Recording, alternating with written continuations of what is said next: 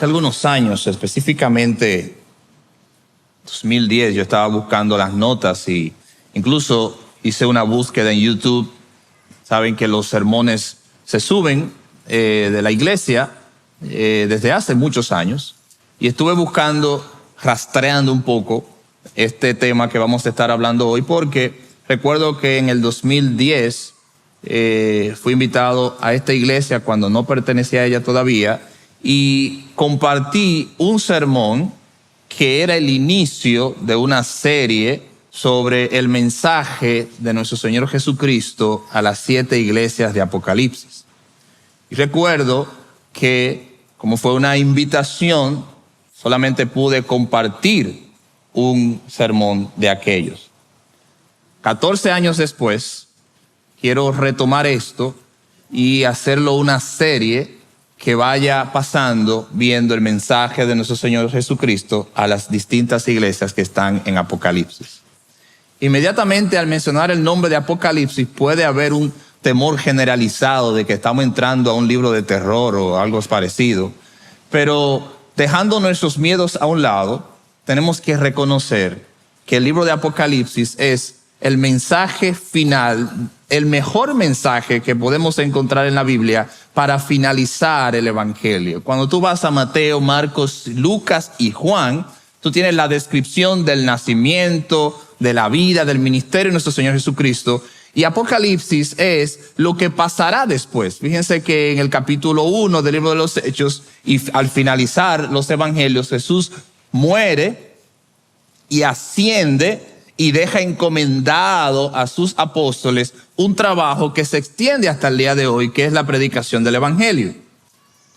Pero Apocalipsis nos hace ver una mirada resumida de la gloria de la eternidad. Es decir, ¿cómo terminará esto? ¿Qué nos espera? ¿Qué nos depara en el futuro, en la vida eterna? Por eso muchos han llamado al libro de Apocalipsis el quinto evangelio. Es decir, es la finalización del mensaje que se comenzó a pregonar en los evangelios. Así que yo quiero invitarles a Apocalipsis capítulo 2.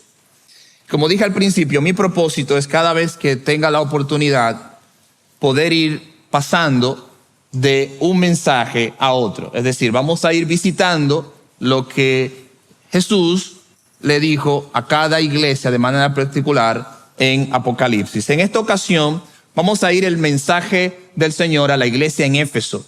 Apocalipsis capítulo 2, versículos 1 al 7. Y lo importante aquí es ver que cada uno de estos mensajes fueron recibidos por ya un anciano, apóstol Juan, quien estando cautivo en la isla de Patmos, muy cerca, hacia a las costas de Éfeso. Incluso Juan atravesó y vivió por un tiempo y sirvió en la iglesia de Éfeso, como vamos a ver más adelante. Y es allí ya muy anciano, se estima más o menos de algunos 95 años, estaba este anciano, y allí él recibe esta visión que describe todo el libro de Apocalipsis. Y siempre regularmente se usa y se malinterpreta el libro de Apocalipsis, por eso mucha gente ha desarrollado una especie de fobia apocalíptica al libro. Y no se acercan, incluso cristianos muy devotos y reales, posiblemente entre muchos de nosotros aquí, que nunca en nuestra vida hemos leído nada de Apocalipsis. Es como si fuera una puerta que no deberíamos abrir.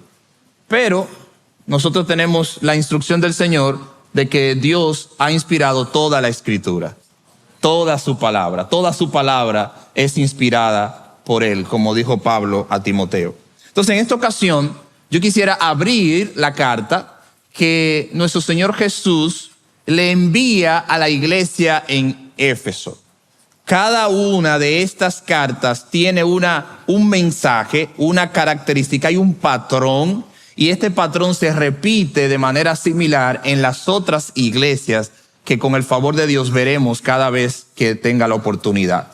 Entonces la idea es que el mensaje que Dios le ofrece, Jesús en este caso, como el mensajero le ofrece a cada una de estas iglesias, es históricamente transversal a la historia de cualquier iglesia en cualquier época. En pocas palabras, cuando nosotros observamos lo que Jesús, por ejemplo, le dijo a la iglesia en Éfeso, o le dijo a la iglesia en Esmirna, o le dijo a la iglesia en Pérgamo, cada uno de estos mensajes tenía un contexto particular. Es decir, él estaba diciendo algo que estas iglesias estaban viviendo y necesitaban escuchar: una amonestación, una advertencia, una palabra de ánimo, etc. Pero cuando nosotros vemos sus mensajes, no solamente fue dedicado a estas iglesias, sino también que este mensaje se aplica a nosotros como iglesia y a nuestras vidas también.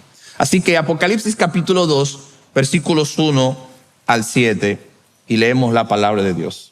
¿Están ahí, hermanos? No tengan miedo, abre el libro. Desaten el sello. Estoy poniendo apocalíptico ahora. Escribe al ángel de la iglesia en Éfeso, el que tiene las 7 estrellas en su mano derecha, el que anda entre los 7 candeleros de oro, dice esto: yo conozco tus obras. Yo conozco tu fatiga y tu perseverancia, y que no puedes soportar a los malos, y has sometido a prueba a los que se dicen ser apóstoles y no lo son, y los has hallado mentirosos. Tienes perseverancia y has sufrido por mi nombre y no has desmayado. Pero tengo esto contra ti, que has dejado tu primer amor. Recuerda, por tanto, de dónde has caído y arrepiéntete y haz las primeras obras que hiciste al principio. Si no, vendré a ti y quitaré tu candelero de su lugar si no te arrepientes. Sin embargo, tienes esto, que aborreces las obras de los nicolaítas, las cuales yo también aborrezco. El que tiene oído, oiga lo que el Espíritu dice a las iglesias. Al vencedor le daré a comer del árbol de la vida que está en el paraíso de Dios. Amén. Dios bendiga su palabra. Ven, estamos vivos. Ya leímos, estamos vivos. Cada una de estas iglesias recibe un mensaje particular. Y es más, usando un poco de instrucción para que dejemos un poco la fobia, esta introducción a estas 7 iglesias nos da a entender que ellas fueron los destinatarios particulares de todo el libro de Apocalipsis. Recuerden que estas iglesias estaban en este periodo particular atravesando un proceso de persecución, de muerte. Información que la podemos extender en el libro de los Hebreos capítulo 11 en la segunda parte. En la primera parte se nos habla de los héroes de la fe, de Abraham, de Noé, de tantos héroes de la fe. Pero en la segunda parte se nos dice de aquellos cuyos nombres no se menciona, que murieron a filos de espada, que anduvieron de acá para allá, que no tuvieron dónde dormir. Y estas personas ejemplifican la persecución feroz que estaban viviendo los hermanos de esta generación. Entonces, Apocalipsis es un libro que recibe el apóstol Juan, estoy hablando del capítulo 1, donde el Señor le dice de manera muy literal: escucha y escribe esto en un libro. Y esto que vas a escribir va dirigido a estas congregaciones, pero también evidentemente a todos nosotros a lo largo de la historia. Y lo que se ve aquí en cada una de estas cartas, que luego se ve desarrollado en el libro, es una especie de advertencia momentánea. Es decir, el fin se acerca, las vicisitudes van a incrementarse, la persecución va a ser más feroz, pues yo voy a darte una evaluación de tu condición espiritual. Voy a ofrecerte la condición de tu estado de salud ahora mismo. Porque vas a emprender un viaje, vas a tener que necesitar fuerza física, emocional, espiritual. Entonces el príncipe de los pastores, nuestro Señor Jesucristo, le hace un mensaje a estas iglesias diciéndole algo importante: yo los conozco a todos. Es decir, Cristo nos conoce a todos nosotros. Nos conoce tan bien que Él nos hizo a nosotros. Imagínese usted. O sea, Él nos hizo, Él sabe cuáles son nuestros gustos, cuáles son nuestras debilidades, cuáles son nuestras luchas. Y por eso al leer cada porción, cada escrito a estas iglesias, se repite el estribillo: yo te conozco.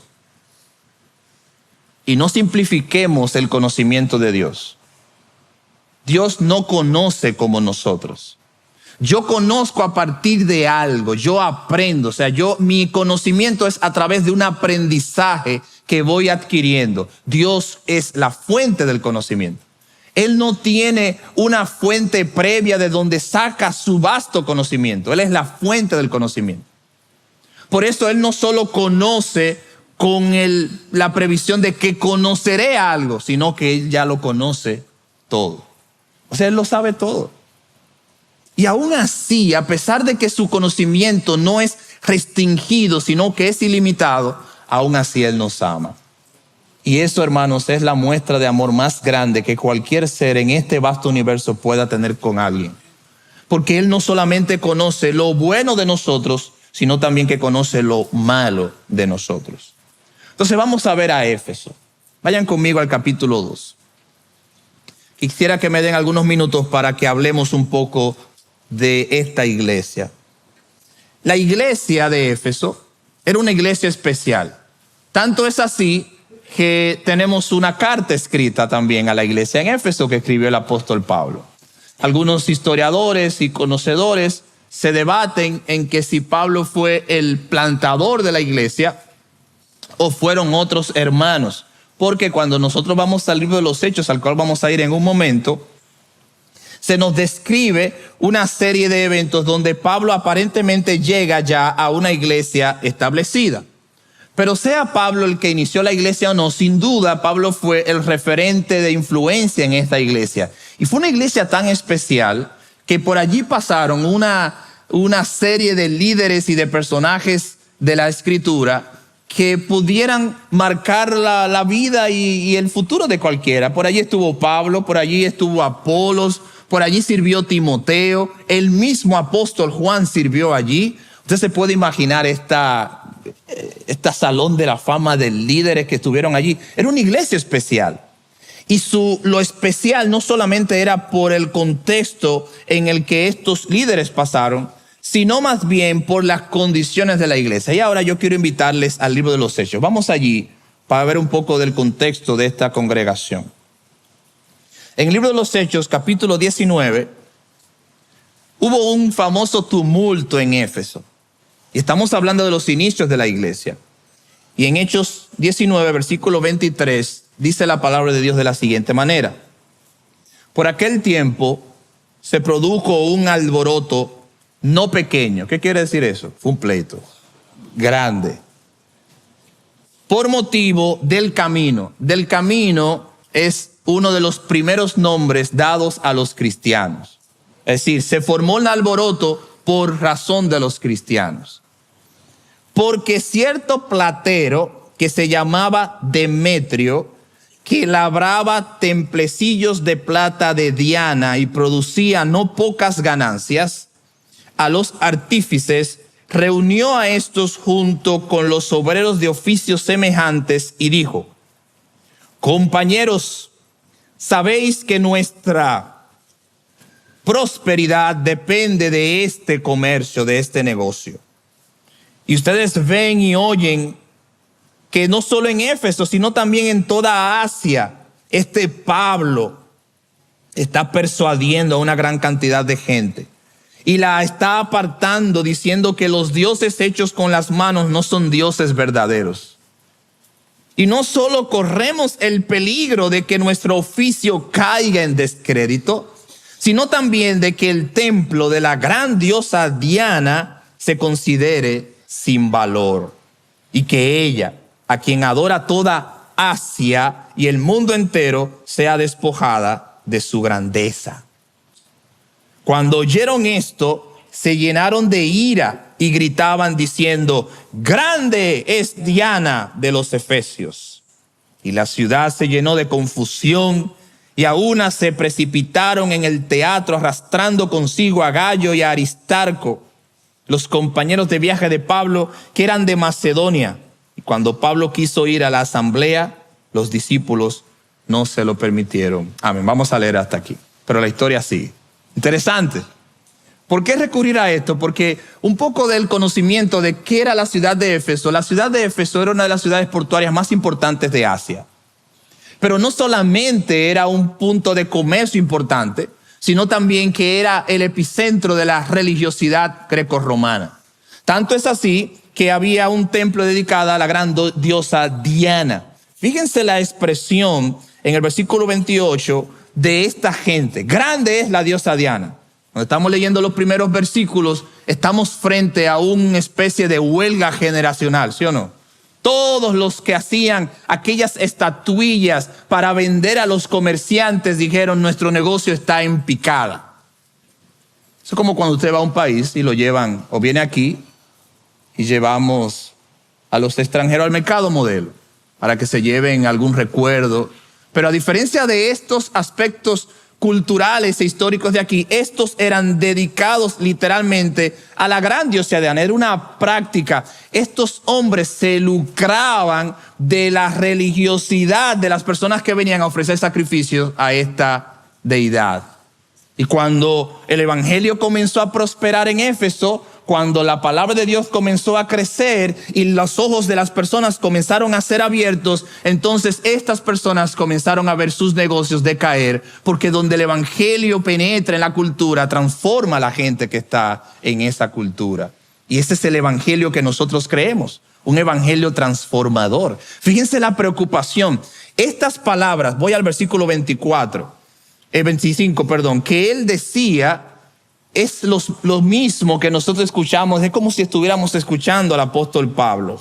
Porque él decía, en el versículo 25, él reunió a estos obreros de oficios semejantes y dijo, compañeros, sabéis que nuestra prosperidad depende de este comercio, y ustedes han visto y han escuchado que no solo en Éfeso, sino en toda Asia, este Pablo ha persuadido a gran cantidad de gente y la ha apartado diciendo, fíjense, los dioses hechos con las manos no son dioses verdaderos.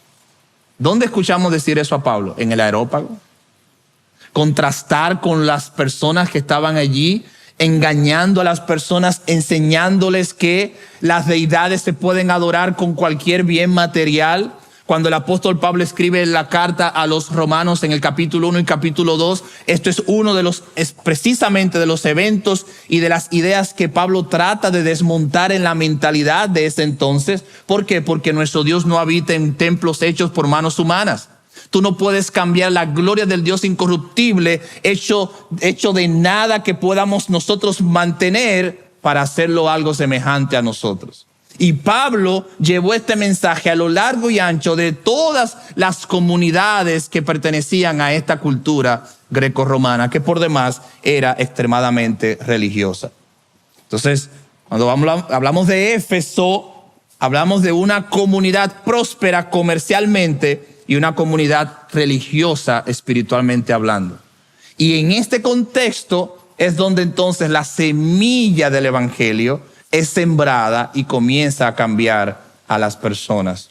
Yo no sé si a usted le ha pasado, pero quizá en contextos pequeños, muchas personas ven a los cristianos en nuestros barrios, en nuestras comunidades, como amenaza a su vida pecaminosa.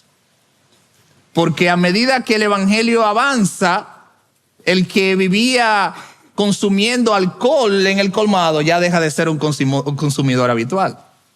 Comenzamos a hacer una amenaza. Y fíjense que vivimos en una época, por lo menos en nuestro país, de cierta libertad, gracias al Señor. Pero estamos hablando en contextos donde aún las personas internamente se oponen al evangelio, muchas veces porque eso está en contra de sus propios beneficios materiales y personales.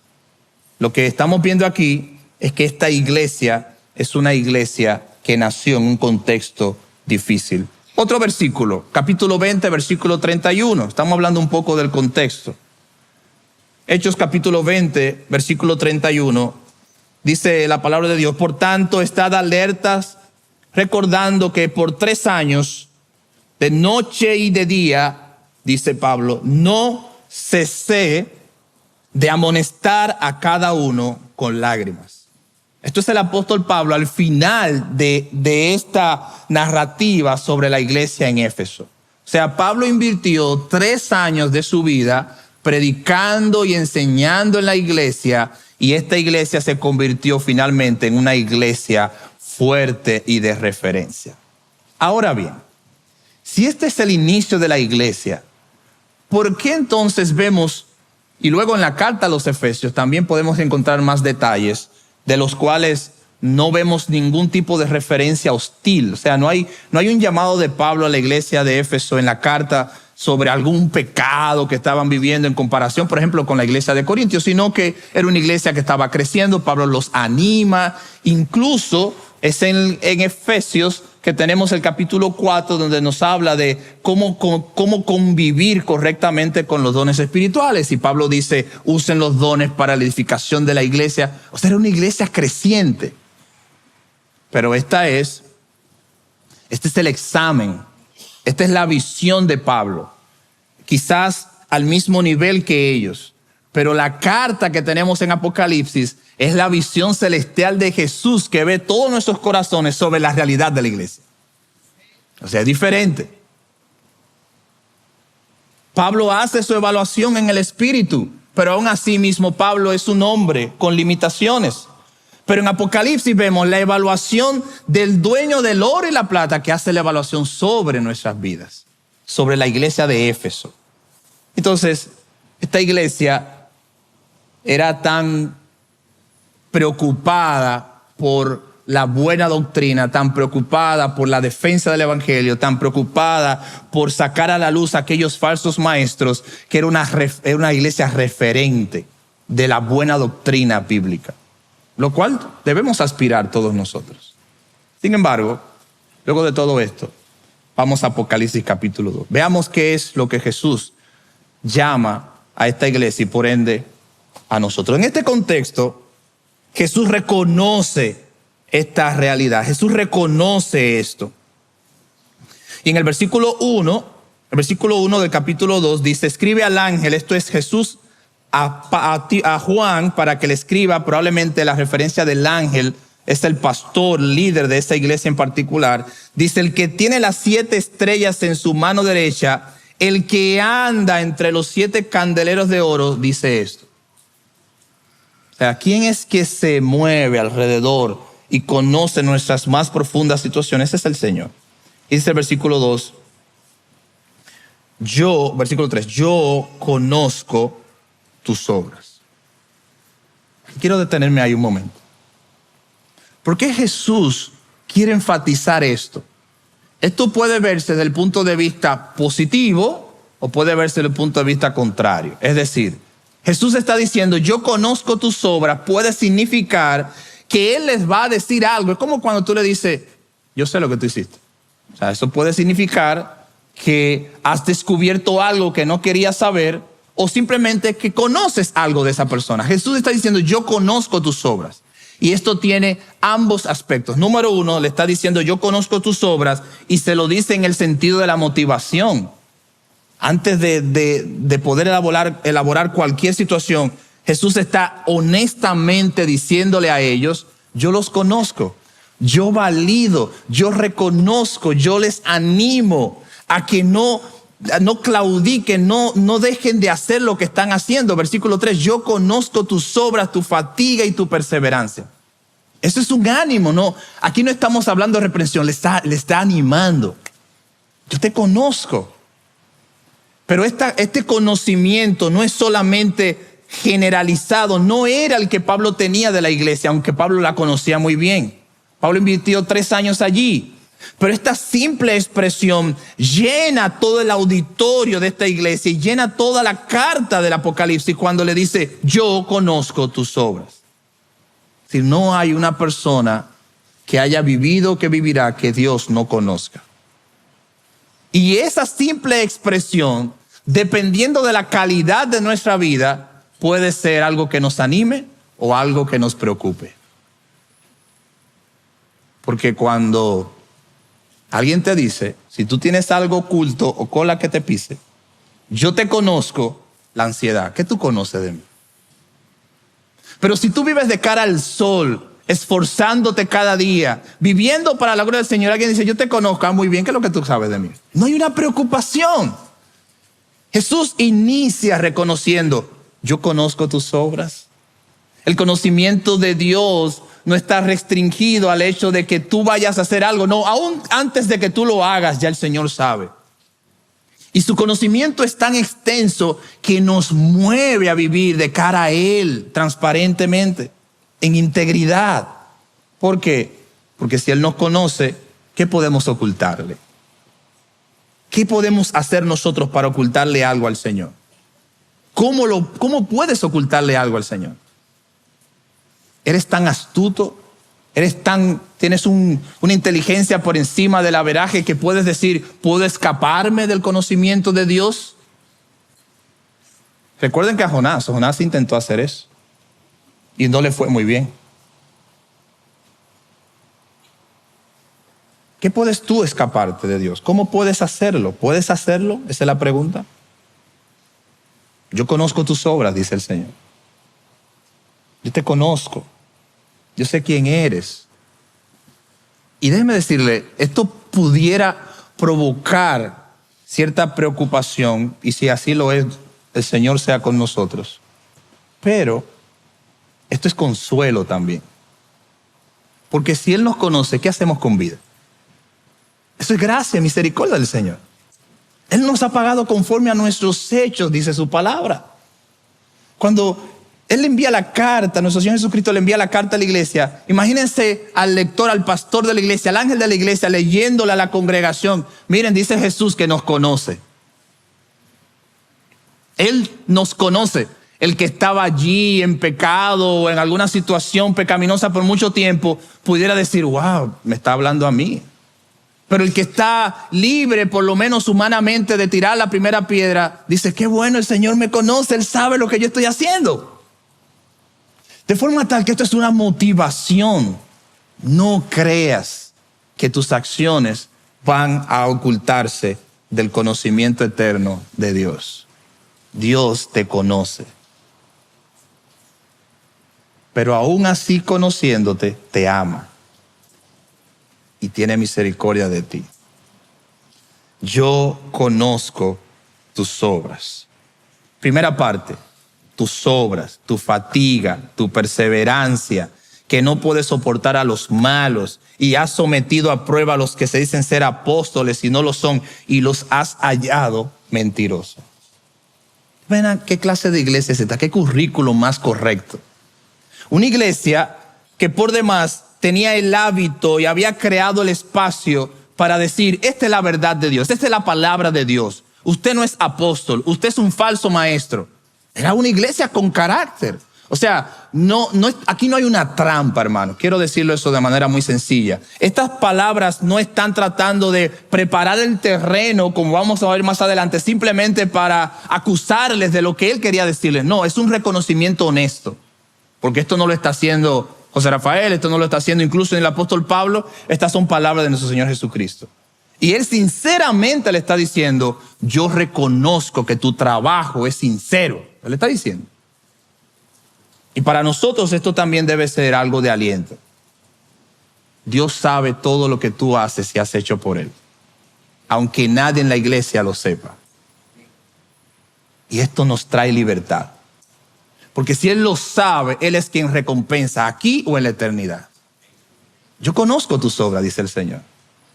Yo sé el esfuerzo, yo sé la dedicación, yo sé las horas, yo sé el sacrificio. Yo sé lo que has hecho cuando nadie está. Yo lo sé, no te desesperes, yo conozco todo eso. Y esta iglesia es un ejemplo de eso. Voy con cuidado y con más precisión. Dice, tu fatiga, trabajo. Era una iglesia de mucha actividad. Tu perseverancia, era una iglesia fiel. Dice que no puede soportar a los malos. Era una iglesia que procuraba la santidad y la defensa del evangelio. Dice, y ha sometido a prueba a los que se dicen ser apóstoles. O sea, era una iglesia con carácter. Una buena iglesia. Que si hubieran vivido en el ambiente asiático o en el ambiente de Asia Menor en ese momento, eso hubiera sido una iglesia de doctrina saludable. Una iglesia que podríamos visitar. Y esto es una descripción de nuestro Señor Jesucristo. que pudiera decir lo mismo u otras cosas de nuestra congregación o de otras iglesias, porque Él nos conoce. Pero también dice, tienes perseverancia. Sigo leyendo. Y has sufrido por mi nombre y no has desmayado. O sea, una hermosa iglesia. Una iglesia digna de imitar. Por eso le decía que en la carta de Pablo a los Efesios no hay ningún tipo de señalamiento sobre algo fuera del lugar que estaba ocurriendo en la iglesia. Simplemente es una motivación a seguir creciendo que Pablo le hace a los Efesios. Y le dice en los últimos capítulos, capítulo 4, 5 y 6, que se animen, que sigan trabajando, que sigan adelante, que se esfuercen, que no duden.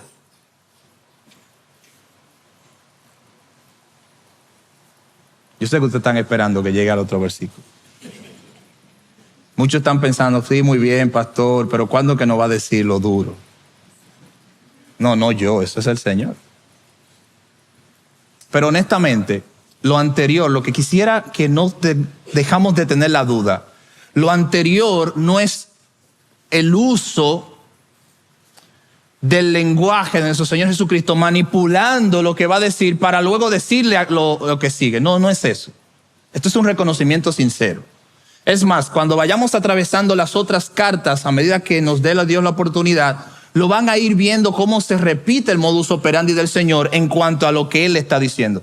Este es un reconocimiento sincero al esfuerzo y a la dedicación de cualquier hermano o hermana en todo este mundo que sirve al Señor de manera desinteresada. A cualquiera que está aquí que lo hace para el Señor y no para los hombres. Créalo que es así. Sin embargo, vamos ahora. Dice el Señor, tengo contra ti que has dejado tu primer amor. ¿Por qué cambiamos? O sea, ¿por qué el Señor va del reconocimiento a la condición de esta amada iglesia a señalar esto de manera muy particular? Bueno, primero, porque ya establecimos que el Señor sabe todo.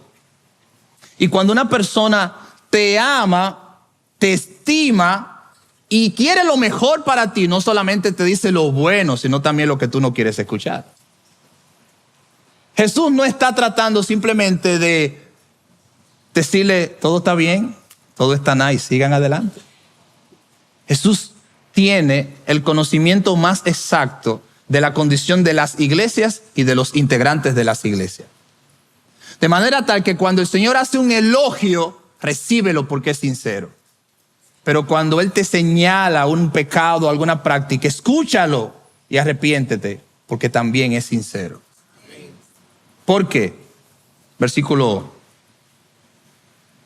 4, ¿verdad? 5. Pero tengo esto contra ti, que has dejado tu primer amor. Y si hacemos un ejercicio de una balanza, lo que Jesús le está diciendo, no dejes de hacer esto. Tú eres una persona con capacidad, tú eres una persona con una sana doctrina, eres una persona que está creciendo, eres una persona que no soporta a aquellos que hablan falsedades, tú eres una persona que denuncia el error teológico, doctrinal en otras personas, eres una persona paciente, perseverante, eres una persona comprometida durante años en el camino del Señor. Sin embargo, aún así puedes ser capaz de perder el amor por Dios. Y parecería una contradicción. Porque estamos frente a una iglesia capaz de señalar el pecado, el error doctrinal, teológico en otros. Pero dice el Señor que también es posible que esto se convierta en nuestra contra. ¿Por qué? Porque, hermanos, abriendo el corazón, no es el tiempo necesariamente como medida de evaluación lo que determina o no la condición espiritual de tu vida. Porque hay personas con muchos años en el evangelio, pero sus vidas no han crecido. ¿Qué es lo que determina? ¿Qué es lo que hace que nos mantengamos en el primer amor? ¿Qué es lo que hace que nuestra pasión se mantenga activa en cuanto a nuestra relación con Dios? Bueno, entre muchas otras cosas, es que necesitamos constantemente revisar nuestras vidas. Nosotros no podemos dar por sentado que somos cristianos un día y una vez y para siempre y ya nunca más necesitamos mantenimiento. Es como si nosotros dijéramos, bueno, esta fuerza me ayudará a mí a mantenerme durante toda la existencia de mi vida aquí física hasta el que el Señor regrese. No, necesitamos constantemente estar viniendo al Señor. Incluso, Señor, si alguna duda queda, perdóname. Como dijo un autor en algún momento, yo soy cristiano, pero cada vez que hacen un llamado yo me convierto por si acaso. Y al principio, cuando yo leí eso, yo dije, no, este señor él no cree en la seguridad de salvación. No. Él cree en la seguridad de salvación, es lo que no cree en él. Porque al final, ¿qué es lo que queremos? Entrar al reino de los cielos. Y para eso tenemos que decirle, Señor, todo domingo, perdóname. Hagámoslo. ¿Qué le dice el Señor? Vamos a enfatizar en esto. Tengo una sola cosa contra ti, que has dejado tu primer amor. ¿Qué es el primer amor? Vamos a definir eso. ¿Qué es el primer amor? No el primer novio ni la primera novia. El primer amor es, conforme a esto, es esa característica de fe o es esa clase de fe que todos los que están aquí tuvimos cuando ese momento especial, transformador, único llegó a nuestras vidas. Cuando todos los elementos del cristianismo, llámese venir a la iglesia, leer la Biblia, orar, darle nuestros recursos, no nos eran para nosotros un estorbo, lo hacíamos con gozo, con pasión, porque el cambio había llegado a nuestra vida, habíamos conocido el amor de Dios. Y sabíamos de dónde Dios nos había rescatado. Sabíamos de dónde Dios nos trajo, de la vana manera en la que vivíamos y cómo Él nos dio sentido. Y dijimos, este es el amor que yo estaba buscando. Esta iglesia es el ejemplo de alguien que conoce a Dios, pero el tiempo, las vicisitudes y aún más su propio crecimiento sin observación le pueden llevar a llevarse el amor de Dios. Porque Él le dice, has dejado tu primer amor. Y cuando nosotros seguimos leyendo, que lo vamos a hacer ahora, Jesús no está diciendo que esta gente dejaron de ser cristianos. Jesús lo que está diciendo que aparentemente su vida, aunque seguían haciendo lo que debían hacer, había abandonado lo más importante del cristiano, que es el amor por Dios. Cuando Jesús fue interpelado por los saduceos, los fariseos y todos aquellos que siempre trataban de encontrar alguna razón para llevarlo cautivo, Jesús le dijo, ¿cuál es el primer mandamiento? Bueno, amarás al Señor tu Dios con todo tu corazón. Pero no solamente eso, en el Antiguo Testamento, en el libro de Éxodo capítulo 6, y lo vemos también repetido en Deuteronomio. ¿Cuál es el primer gran mandamiento? Amarás al Señor tu Dios. O sea, la relación de amor es lo que nos describe en nuestra relación con Dios. Y lo que Jesús está diciendo, Dios no los ha abandonado a ustedes, pero ustedes sí han abandonado el amor por Dios. Por eso Él sigue diciendo que esta iglesia o estos hermanos de manera particular, tome lo que usted necesita, hacía lo correcto pero sin amor por Dios. Hacía lo que era necesario, pero sin las motivaciones correctas. Por eso Él le dice, recuerda por tanto de dónde has caído y arrepiéntete. Fíjese, Él no está diciendo que no son cristianos. No, ellos son hijos de Dios y los veremos en el cielo. Pero en este punto de su vida necesitaban un llamado de atención muy particular, porque el tiempo de las dificultades se acercaban. Y ellos necesitaban entender que si no ajustaban su vida a este elemento muy importante, entonces iban a perder la batalla en su caminar con Cristo. ¿Por qué? Porque el activismo nunca sustituye tu relación con Dios. Nunca. Tú puedes ser la persona con más capacidad intelectual, física, emocional, espiritual, Pero aún así, cada día necesitas reconocer que Dios es soberano sobre tu vida. Cada día de tu vida. ¿Por qué? Porque nos adecuamos a la realidad de lo que queremos oír y no de aquello que no queremos oír. Y si Dios te ama, como Él lo hace, Él te dirá lo que tú no quieres oír. Es lo que el Señor dice acerca de los hijos y de los bastardos. El hijo recibe la reprensión, escucha el llamado porque es un hijo de Dios, pero aquellos que no son hijos de Dios, Dios no los corrige de la misma manera. Es como cuando los padres, eso no sé, podría estar equivocado, pero una maestra o un maestro, cuando ustedes eran niños, pues eso fue hace poco, era como un tío o una tía extendida. Tenía el permiso de usar las reglas o usar cualquier otro elemento para corregir al niño que estaba en desobediencia. Y había un respeto, había una consideración. Esa persona podía ir a la casa tuya de tus padres y informarle a tus padres de manera directa, no sin una reunión, no. Él iba a la casa, le decía, fulano de tal hizo tal cosa. Y había como un respeto, había una consideración. Habían otros valores sin duda. Pero ¿qué hacía esto en comparación a lo que yo estoy señalando aquí? Que aquellos que están a tu alrededor y que te estiman y quieren lo mejor para ti, deben tener también el permiso de llamar y corregirte. ¿Por qué? Porque si te aman, tienen también el derecho de hacer la corrección. Jesús nos ama. Y Él no solamente dice lo bueno que eres, sino también señala aquello que necesitas cambiar. Por eso, si cuando vengas a la iglesia o leas la palabra de Dios, no deseches mentalmente aquello que tu corazón no quiere escuchar. Escúchalo con humildad, presta atención, haz los cambios que tengas que hacer y te aseguro que Dios bendecirá ese tipo de actitud.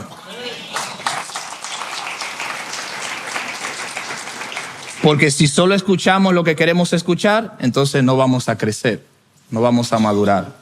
Y duele, claro que duele, pero el dolor es sin duda el vehículo de transformación más eficaz que tenemos en la Biblia.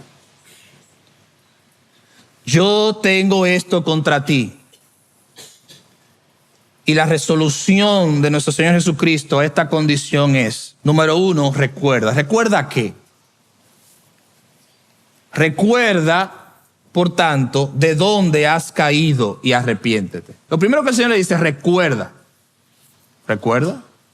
Es decir, cuando uno se ha perdido, tiene dispositivos celulares o de otra índole que te ayudan a entender de dónde saliste.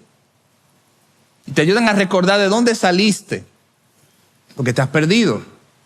En la vida espiritual es fácil perderse si no tenemos una brújula. Por eso el Salmo 119 ejemplifica y compara la palabra de Dios como una lámpara que nos ayuda a alumbrar en medio de la oscuridad de la vida que nosotros vivimos. Porque nos perdemos.